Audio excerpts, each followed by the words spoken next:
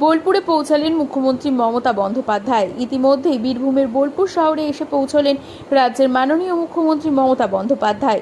তিনি শান্তিনিকেতনের রাঙাবিতান সরকারি অতিথি নিবাসে প্রবেশ করেন।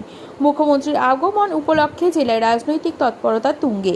জানা গিয়েছে, বীরভূম জেলা তৃণমূল কংগ্রেসের কোর কমিটির একাধিক সদস্য মুখ্যমন্ত্রীর সঙ্গে সাক্ষাৎ করতে গিয়েছিলেন। যদিও সকলের সঙ্গে দেখা না হলেও কোর কমিটির দুই সদস্য এসআরডিএ চেয়ারম্যান অনুব্রত মণ্ডল ও সুদীপ্ত ঘোষের সঙ্গে প্রায় 10 মিনিট ধরে বৈঠক করেন তিনি।